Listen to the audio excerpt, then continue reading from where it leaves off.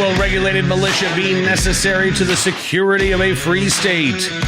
The right of the people to keep and bear arms shall not be infringed.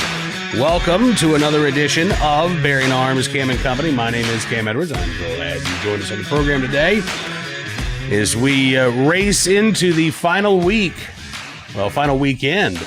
before Election Day. One last chance to get out there, do some door knocking, volunteer on the campaign of your choice. If you're heading to the local range, make sure you're talking to your local, your fellow gun owners and encouraging them to get out and vote, because this is going to be a critically important election for our right to keep and bear arms. We've been talking about this for months. I mean, honestly, this is no hyperbole.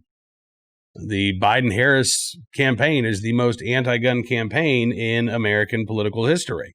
They are calling for the biggest ban on lawfully owned items since Prohibition 100 years ago. And by the way, we know how well that turned out, right? Yeah. So we're going to talk about the election today. Stephen Willeford is going to be with us here momentarily.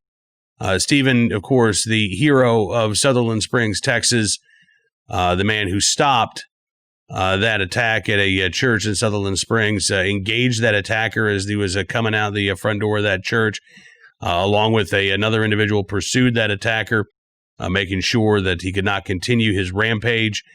And Stephen Willeford has a message for gun owners about the importance of this year's election and why he has gone from, well, you know what, I'm going to let Stephen tell you about his, I won't say political transformation, but where he was back in 2016 and where he is in 2020 in terms of voting to protect your Second Amendment rights. Take a look and a listen. Mr. Willeford, thank you so much, sir, for coming on the program. It's good talking with you, sir. Thank you for having me. Absolutely. And thank you for speaking up. This is a crucial election for gun owners. And I know that you are lending your voice in support of the Second Amendment this election season. What's your message for gun owners out there who may be either on the fence or who haven't yet voted and maybe aren't even planning on voting this election? Oh, I'm going to tell you, this is the most important election, and we always say that, but this one is indeed. The Biden campaign, they've just outright admitted everything they want to do. Things like a $200 tax for each magazine over 10 rounds, and the banning of future AR-15s and AK-47s and things like that. And Kamala Harris, in which, make no mistake, if you elect Joe Biden, Kamala Harris will be president, because he's not going to be able to finish his term and stuff. And she has said that she'll give Congress 100 days to enact gun control, and if they do not, she'll do it with a stroke of a pen, an executive order. And I'm going to tell you that executive orders were never meant to be that. And they have taken these things totally out of context, made them. They don't have that power as president. Yeah. If she were to be president, it would be a disaster, not only for the Second Amendment, but for so many other issues also. Listen, I'm right there with you. And I'm deeply concerned about the prospect of a Biden-Harris administration packing the Supreme Court full of anti-gun justices. We just had Justice Amy Coney Barrett confirmed to the bench. That's great news for gun owners, but that can all be undone. I mean, you got Democrats who are clamoring to pack the court, maybe add 4 more justices so that they've got enough justices on the bench there that could overturn any challenge to any Biden-Harris gun control law that would uphold that gun ban that you just talked about, and that would, ensure that the courts are hostile when it comes to our right to keep and bear arms. Well, see, and that's just totally not what this country was meant to be. This is not the way you run a country where you can just executive order something and then turn around and pack the courts. The courts were meant to be, it's a balance of power, or not even a balance of power. It is the Supreme Court is just to interpret the Constitution as it was written. And the Constitution is not like they like to say, oh, it's a living, breathing document. No, it is written down plain and simple so anyone can understand it if you read the Constitution. And it says what it means and it means what it says altogether. And again, it isn't up for change or whatever. When the Second Amendment was written, it was written about what the British tried to do to them. They tried to ban the brown bass musket. And the brown bass musket was the greatest thing going at the time, i.e. the AR-15 of the time.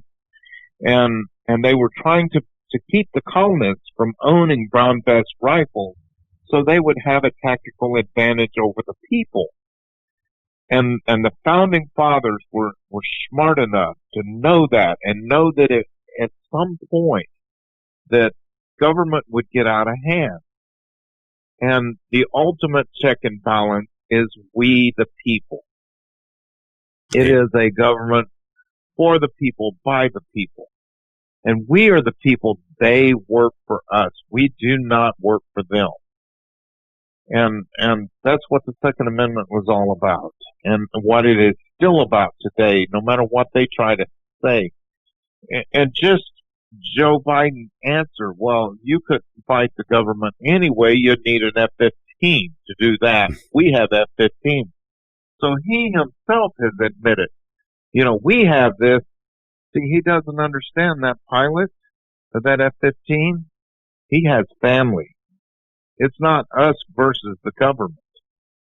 We are the United States of America. The pilots, the Army, the Navy, the Marine, Coast Guard. We are America. Absolutely. A government of, for, and by the people. Yeah, and he doesn't have the right to use the military against the civilians. And he thinks that if he's president, he has the right and the ability to wield that power against civilians, and he does not. I hope and I pray that it never gets to that point in this nation again, and I know that you feel the same way.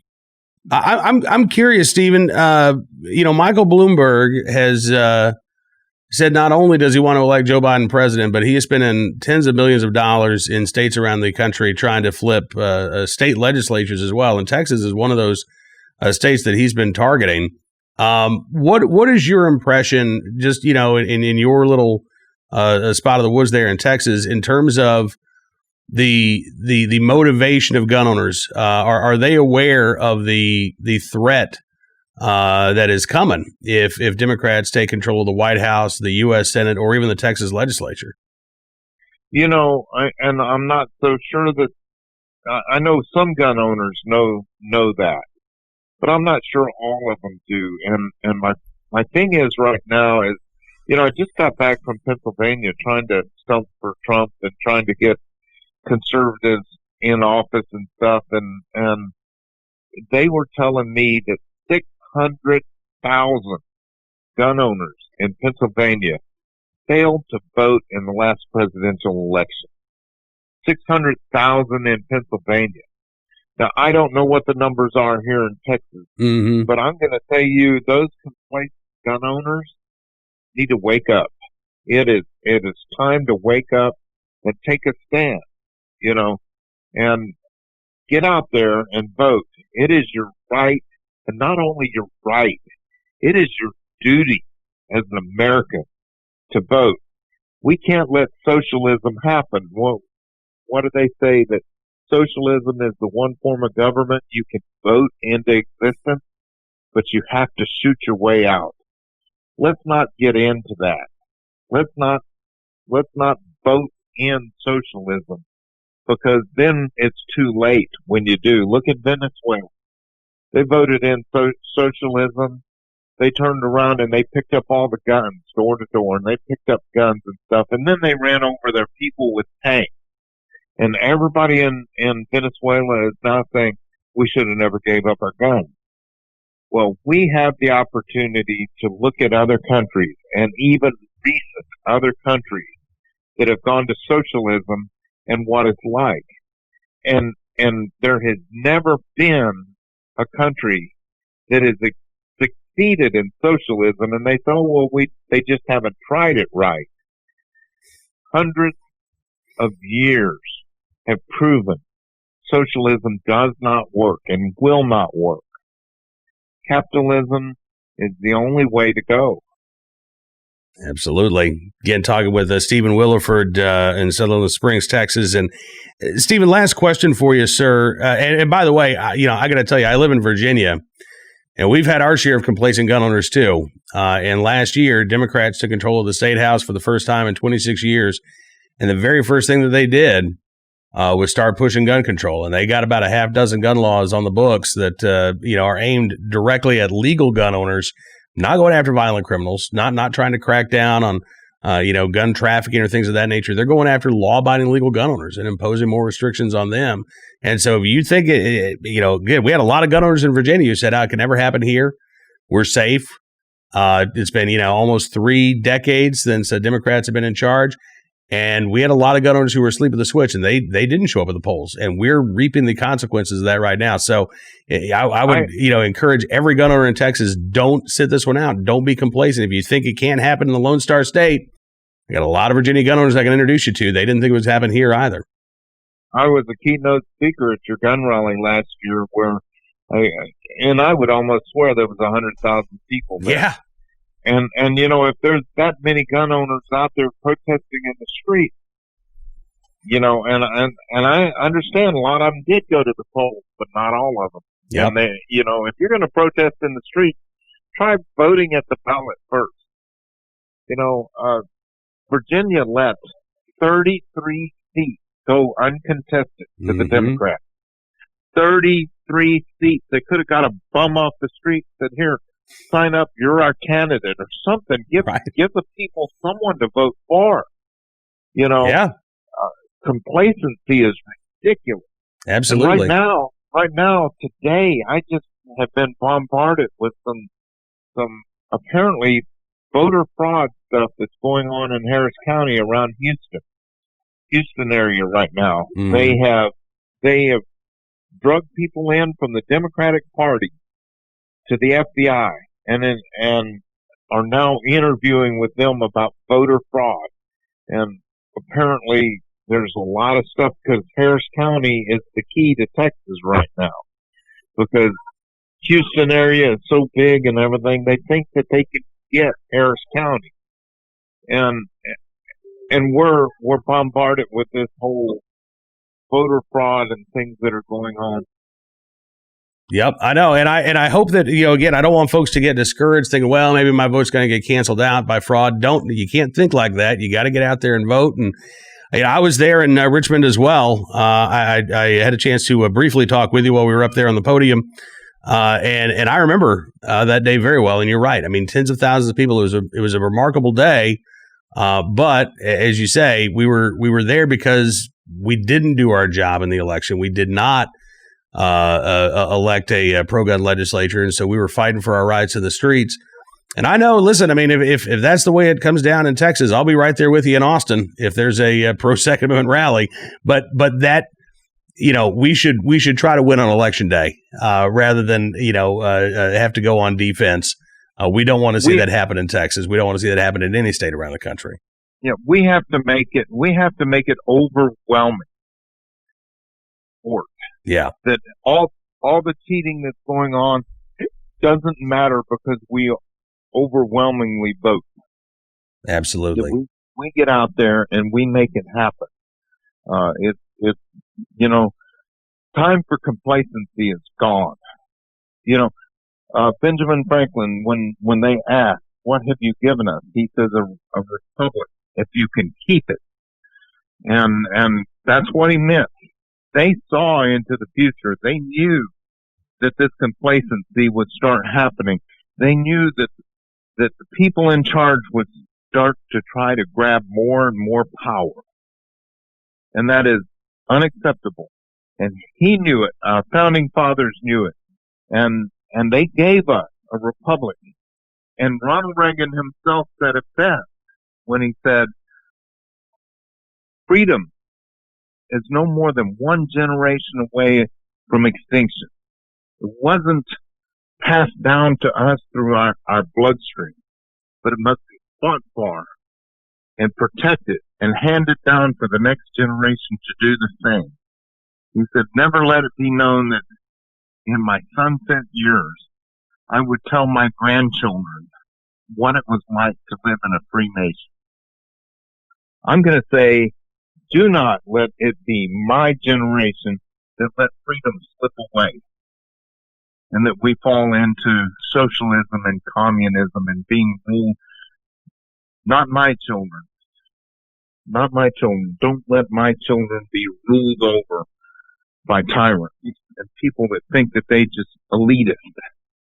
And right now, we've got that problem. We have that problem where politicians, with Hillary Clinton and everything that's going on with that, and none of it gets prosecuted. It is a swamp right now, and it's on both sides. And it's time to take our country back and start voting and being active. Get out there and run. I ran a campaign for county commissioner, and I lost by 54 votes. But at least I'm out there trying to make a difference. Absolutely. It's time for people to step up and start getting into this and start, if you've got complaints about your politicians, replace them. That's the way to do it. Yes, sir. There's a way to do it. And then when you find a politician that's actually doing the things he says he was going to do, I didn't trust Donald Trump at first. I didn't trust what he said he was going to do. But he said he's going to do things like moving our embassy in Israel to Jerusalem. He did it. Building the wall. He did it. Renegotiating NAFTA. He did it. Everything and appointing conservative Supreme Court judges. He did it. Everything he said he was going to do in his campaign, he did. And I'm starting to trust him to do what he said he was going to do. And it's happening. There you go. And I've changed my attitude about Donald Trump 100%. Now, I voted for Donald Trump in the last election. But I did it with an attitude because he was better than Hillary Clinton. Now I'm going to tell you I'm doing it with a good attitude. I voted for Donald Trump with a positive attitude because I believe what he is doing is right. 4 years ago, voting against Hillary Clinton, but this year voting for Donald Trump. I'm voting for Donald Trump instead of against Joe Biden. I am voting against Joe Biden too, but I am voting with a good attitude for Donald Trump because he has proved that he says he does what he says he's going to do. There you go. That's rare in a politician. Indeed it is. Stephen Willeford, listen, thank you, sir, for everything that you do. And I really appreciate you joining me on the show today. It's so good talking with you, and I hope that we get a chance to do this again very soon. I do need to say that I'm sponsored by Second Amendment Foundation at saf.org. Please put that out there. And I appreciate you asking me on your radio show. It is always good talking with you, and yes, sir, we appreciate it very much. Stephen Willeford joining us here on Bearing Arms Cam and Company. I appreciate Stephen Willeford being with us on the program today, and again, appreciate everything that he's doing to help keep our Second Amendment rights strong and secure. We're going to be paying more attention on Monday. We'll give you one last look at where we think things stand around the nation in terms of the election, and particularly with the vote of gun owners.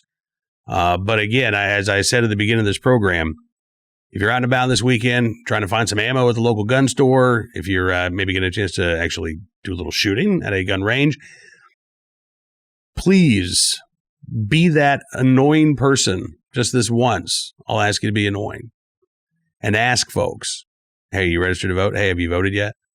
Hey, do you know about Biden's gun control plan? Have you seen it? Do you know what he wants to do? We can leave nothing on the table this election. The stakes are too high. With Democrats again talking about packing the Supreme Court, putting anti-gun justices in place.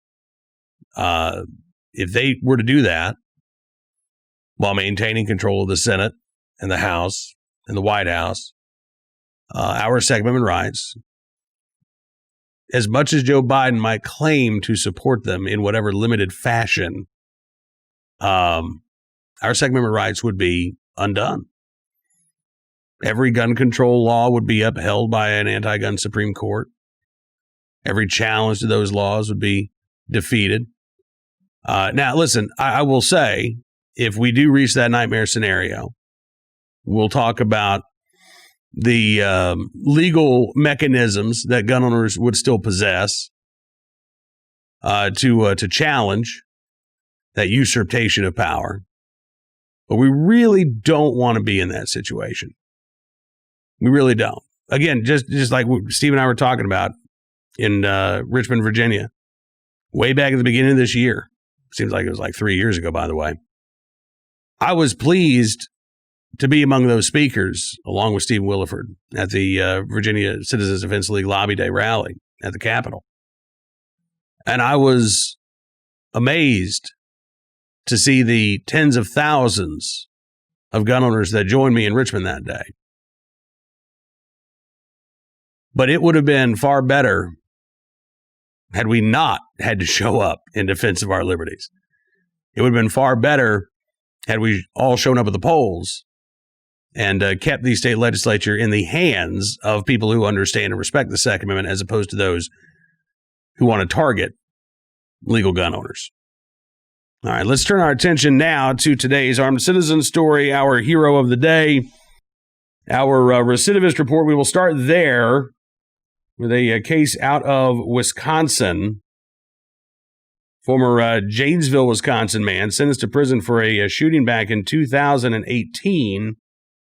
Could have got 20 years behind bars, but instead, Dennis McNeil, I won't say he got a slap on the wrist, but he definitely got a much lighter sentence than what he could have received. Dennis McNeil, 58 years old. He shot several individuals back in 2018, in April of 2018. A woman named Lori Roche, who was McNeil's girlfriend, seriously injured Roche's daughter and seriously injured Lori Roche's brother, Stephen.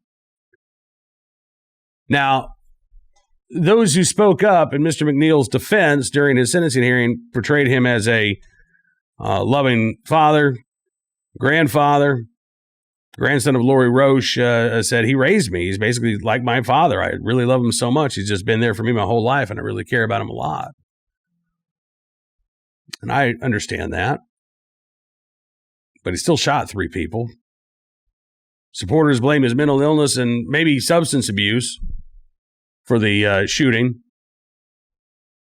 But that doesn't absolve him of the crimes that he committed. Assistant District Attorney Gerald Urbick had argued for a 20-year prison sentence. McNeil's defense attorneys had argued for 15 years of probation. Judge in this case, Judge Barbara McCrory, said, how about we do this? 4.5 years in prison, as opposed to 20.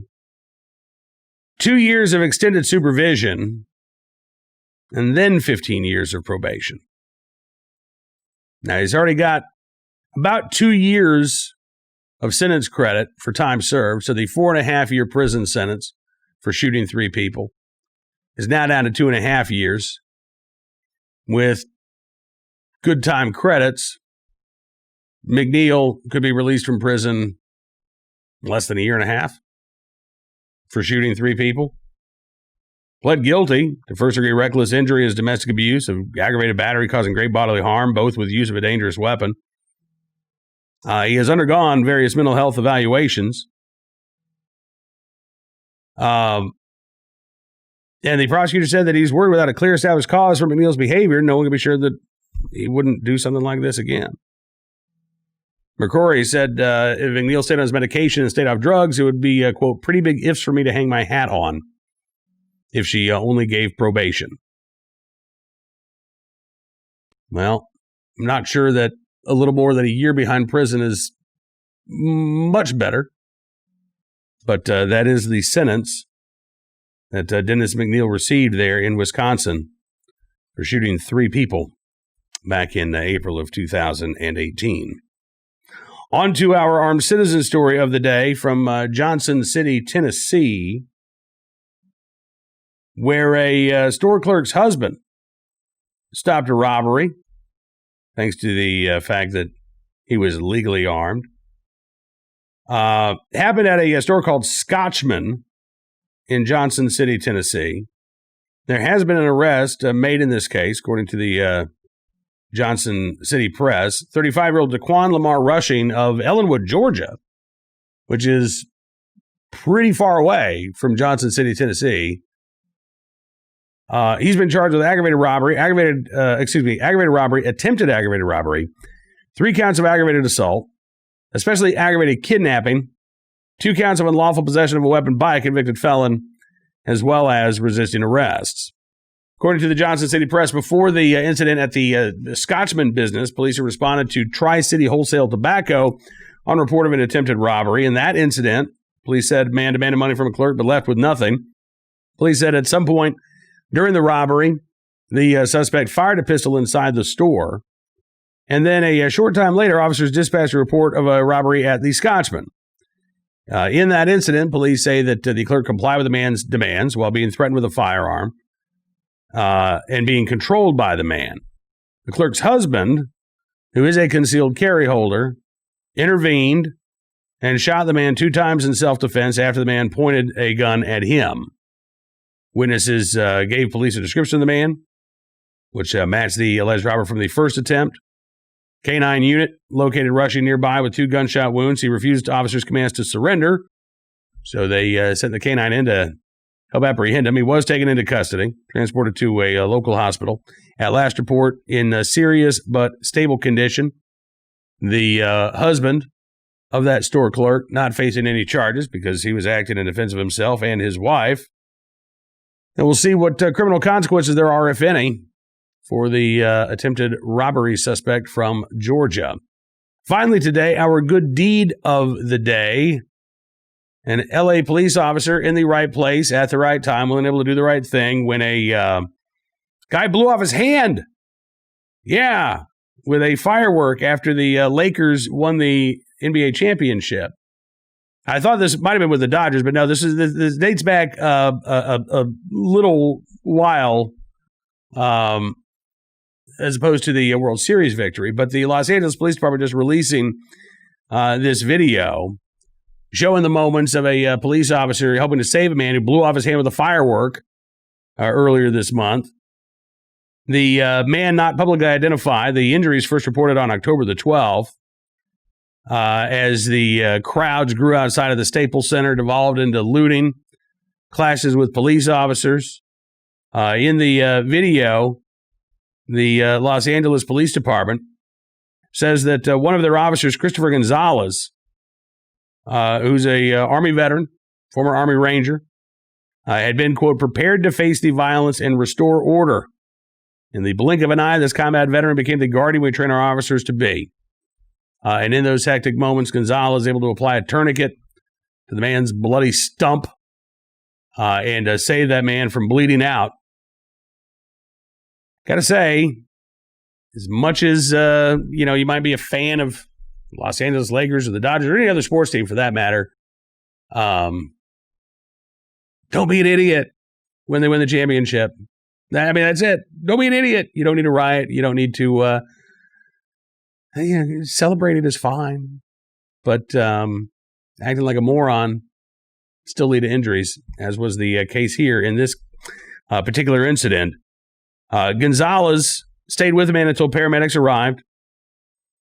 LAPD Chief Michael Moore said that a dangerous explosive, which he pointed out the likes of which had also been thrown at officers, injured the man in the video and, quote, blew off most of his hands. Yeah. Well, and unfortunately, we're seeing in Philadelphia over the past few days, explosives being used to try to blow up ATMs. And federal officials investigating the theft of several U-Hauls and several propane tanks from the U-Haul business there in Philadelphia. So the violence that has been directed against law enforcement as well as property in many cities does not seem to be dissipating. And in fact, with cases like this one there in Los Angeles and the continued reports out of Philadelphia, could be that we're entering a more dangerous phase of the unrest that has unfolded across city streets over the past few months. So stay safe this weekend. I would tell you that every day, but just an extra reminder this weekend. But do get involved. Do what you can to get out the vote in the last weekend before Election Day. And we'll be back on Monday with more of the latest Second Amendment news and information from all across the nation. But until then, be well, be safe, be free, and we'll see you soon with another edition of Bearing Arms, Cam & Company.